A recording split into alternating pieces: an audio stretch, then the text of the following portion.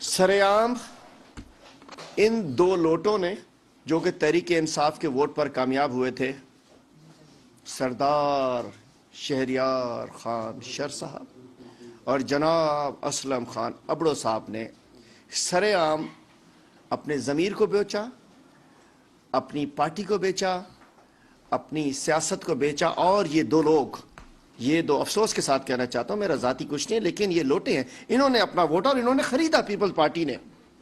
और उस वक्त बड़ी आवाजें करके ये साहब निकले थे, ओ पीपल्स पार्टी मार रही है, लेकिन ये उस वक्त बिक चुके थे। तारीख ने साबित किया कि ये भी सोल्ड आइटम थे उस वक्त भी। और अल्टीमेटली ये भी उस गंगा में नहाए होंगे, बहती गंगा में ये साहब भी नहाए होंगे, लेकिन बिल्ली अब थैले से बाहर आई। बिल्ली के आगे भी कुछ कहना चाहूं, लेकिन कहना नहीं चाहता।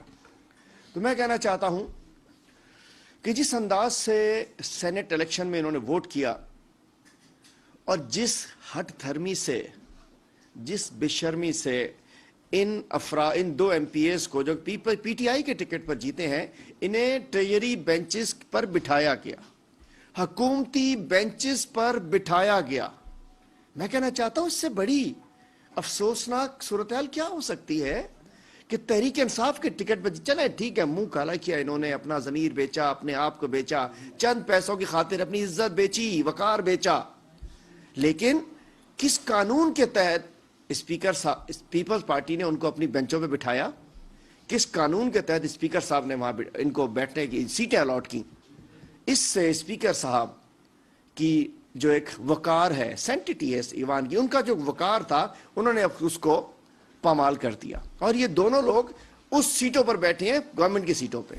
चलिए वो इलेक्शन हो गया, लेकिन उसमें बहुत सारे वोट पड़े थे, तो अगर ये हठधर्मी कहते हैं कि नहीं जी हमने तो नहीं दिया, कुछ नहीं था। अब मैं आता हूं 22 तारीख को होने वाले सेनेट इलेक्शन में। ये सेनेट इलेक्शन होता है, 2 रोज कबल यही हमारी मीटिंग होती है, उसमें करारदाद पास होती है। हमारे पार्लियामेंट्री लीडर साहब यहाँ मौजूद हैं। उस करारदाद का मतलब होता है कि हमने इस इलेक्शन से बाइकआउट करना है, एब्सटेन करना है। पार्लियामेंट लीडर साहब हमें मेमो जारी कर देते हैं, सर्कुलर जारी कर देते हैं, इन्फॉर्म कर देते हैं सारे एमपीएस को। उसके बावजूद हम आके बाकायदा प्रेस कॉन्फ्रेंस में कर देता हूं अपने कैंडिडेट समेत कि हम बाइकआउट कर रहे हैं। उसके बावजूद ये 4 एमपीएस, ये 4 लोटे, ये 4 जमीर फरोश, ये 4 एहसान फरमोश, ये 4 पैसों के पुजारी, ये 4 इक्तदार के भिखारी, ये उस रोज आते हैं असेंबली में और आकर वोट देते हैं। साबित कैसे होता है? इस दफा पकड़े गए हैं। वो कहते हैं ना, सियाना कौवा दोनों टांगों से फंसता है, जब फंसता है तो चारों फंस गए। इस दफा, पिछली दफा तो कहते हैं ना हम चैलेंज नहीं कर सकते थे, इस दफा हमारे उम्मीदवार को गो के हमने बाइकआउट किया था, 1 वोट नहीं पड़ा और पीपल्स पार्टी को 99 वोट पड़े, 2 रिजेक्ट हुए और इन्होंने वोट डाला। इसका मतलब है कि इन्होंने पार्टी से बेवफाई की, इन्होंने पार्टी के खिलाफ गए। और ये लोग तो ऑफिस